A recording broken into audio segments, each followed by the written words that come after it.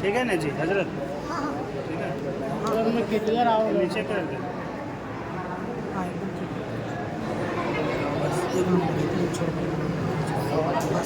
الحمدللہ وبه نستعین اما بعد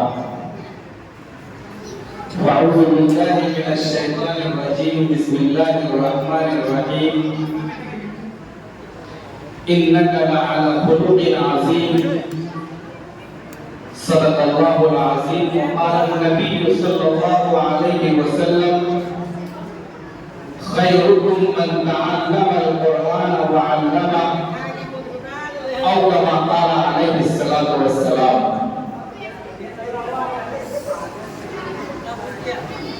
دوستوں، بزرگوں، بیوی اور ایمانی بھائیوں،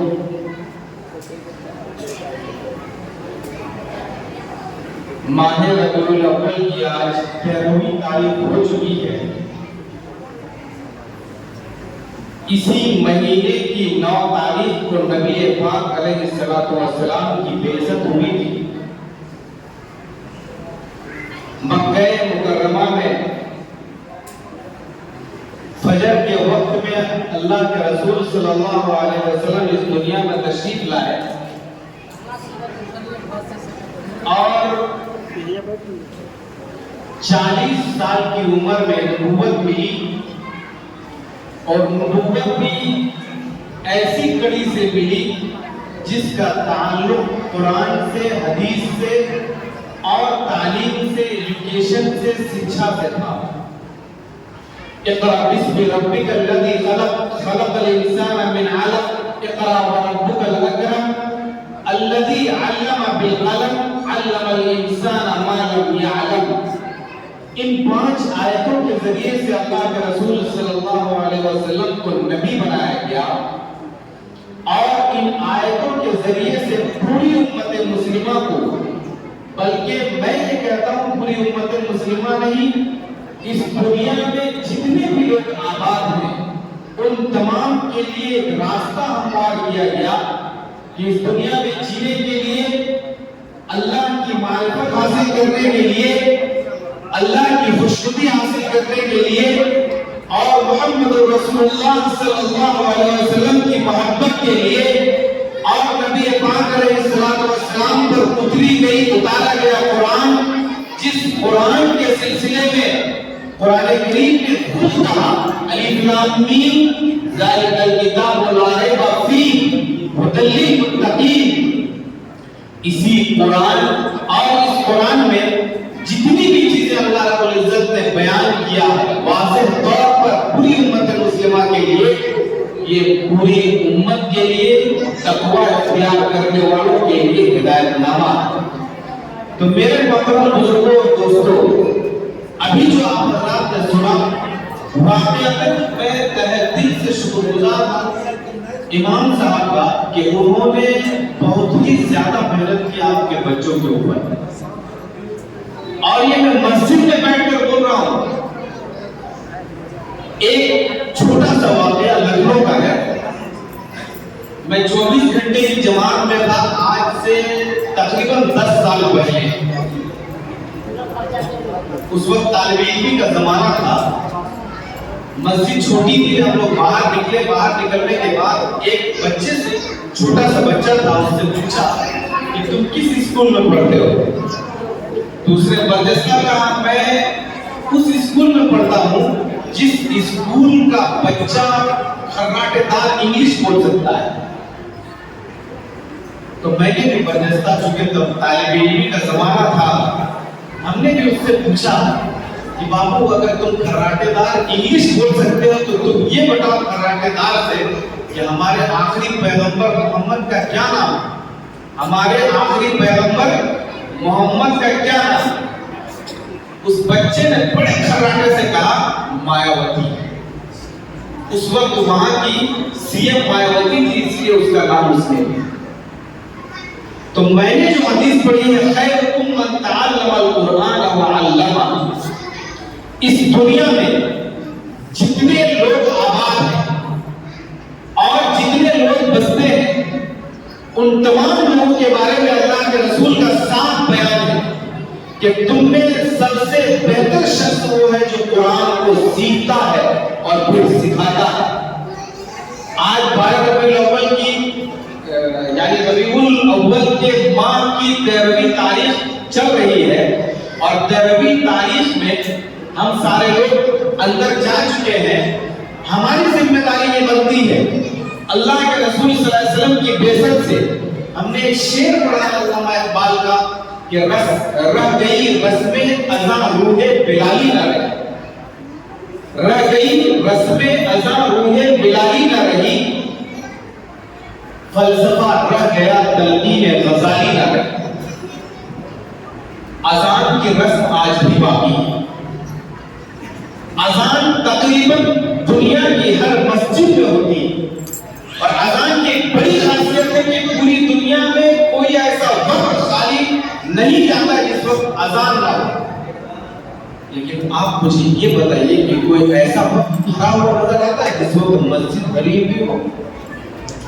میں قسم کھا کے کہہ سکتا ہوں کہ اللہ کے رسول صلی اللہ علیہ وسلم کا سب سے بڑا پیغام یہ تھا کہ تعلیم سیکھو، اللہ کی معرفت حاصل کرو، اور معرفت حاصل کرنے کے بعد اگر کوئی چیز بچی رہتی ہے تو بندگی ہے، اگر کوئی چیز بچی رہتی ہے تو عبادت ہے، اگر کوئی چیز بچی ہوئی ہے تو اخلاق ہے، اگر کوئی چیز بچی ہے تو تعلیم ہے، اگر کوئی چیز بچی ہوئی ہے تو ہندوستان میں رہتے ہوئے اپنے تعلیمی سسٹم کو عام کرنا ہے۔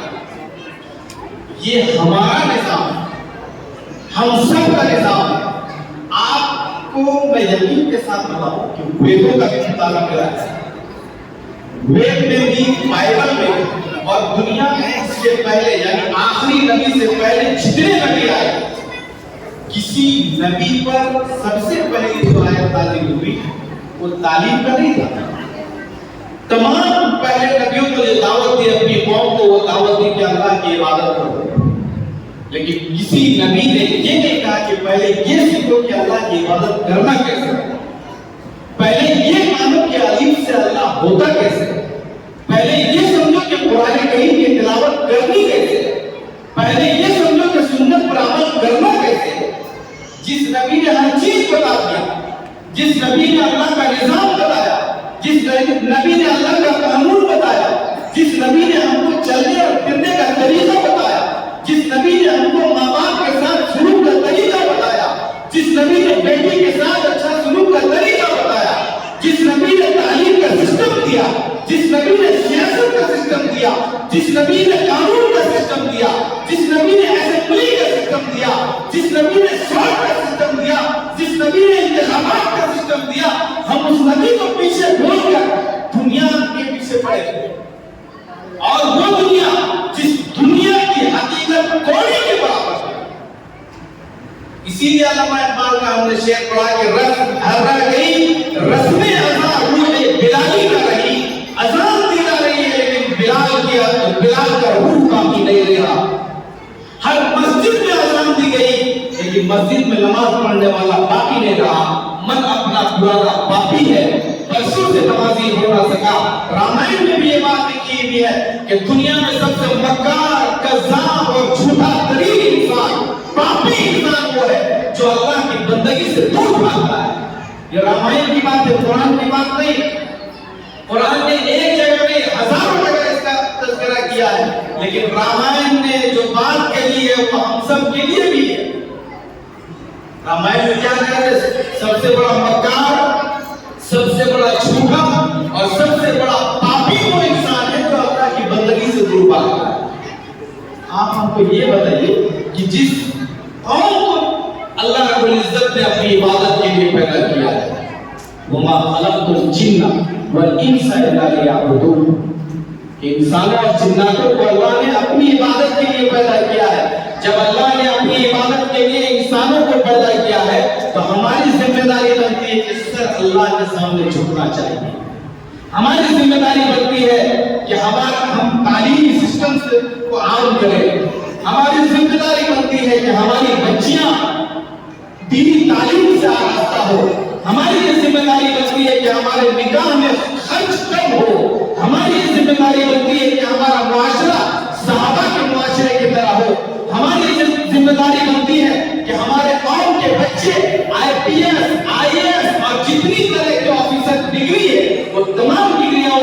موجود ہو.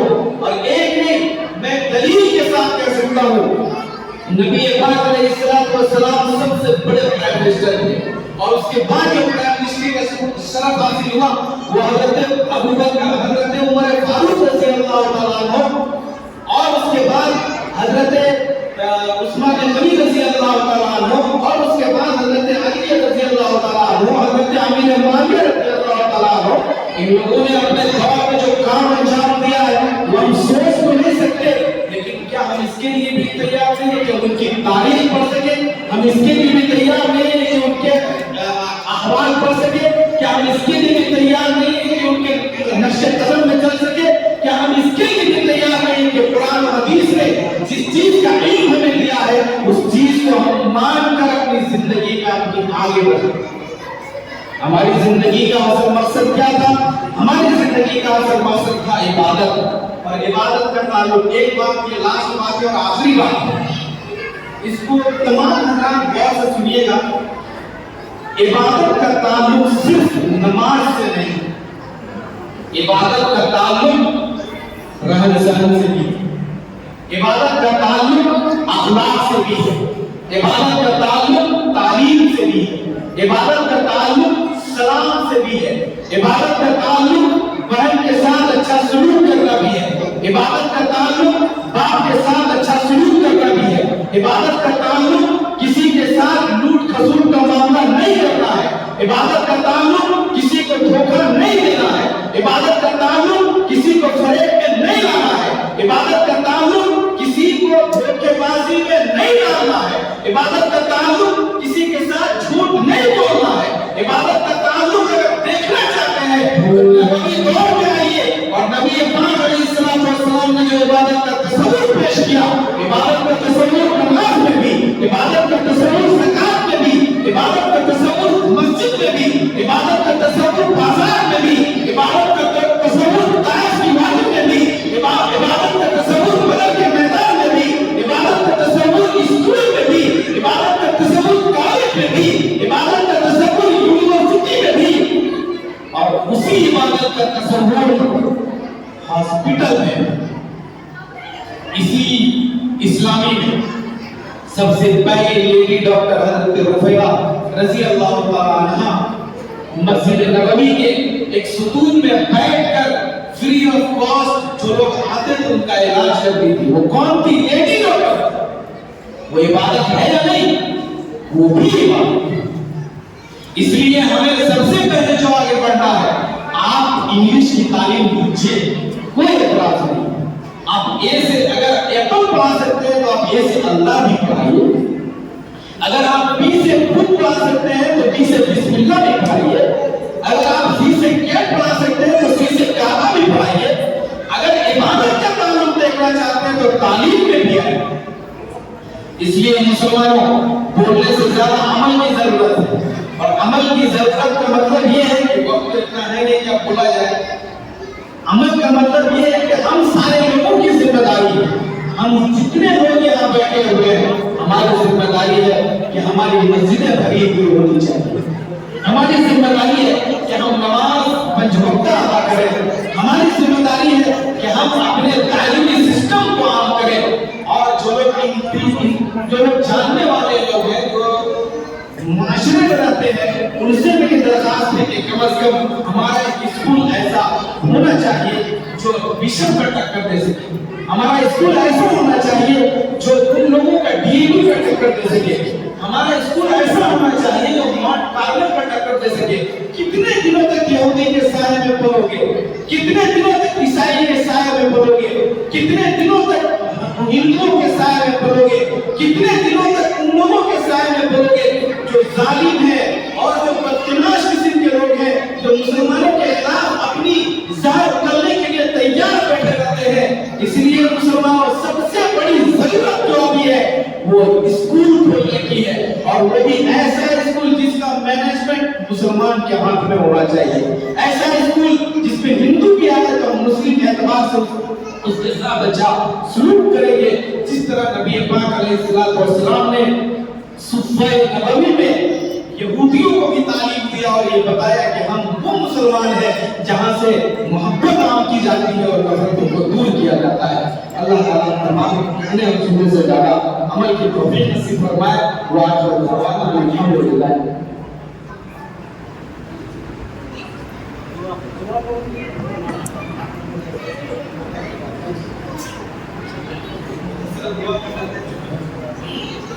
بسم اللہ الرحمن الرحیم. اللہم صل علی سیدنا محمد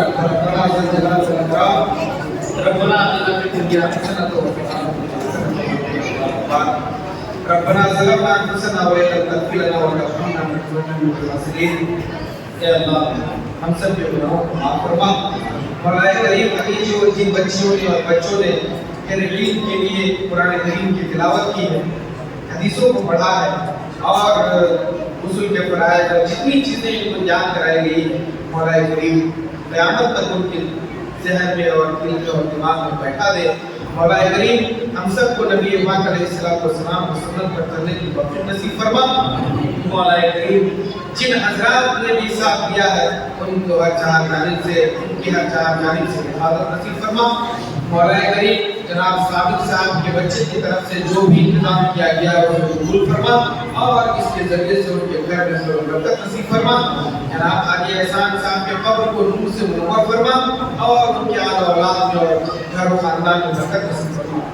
مولا کریم ہماری ان چھوٹی چھوٹی دعاؤں کو منظور اپنی طرف سے محمد رسول اللہ صلی اللہ علیہ وسلم سے قبول فرما. سبحان ربک رب العزت عما یصفون والسلام علی المرسلین والحمد للہ رب العالمین.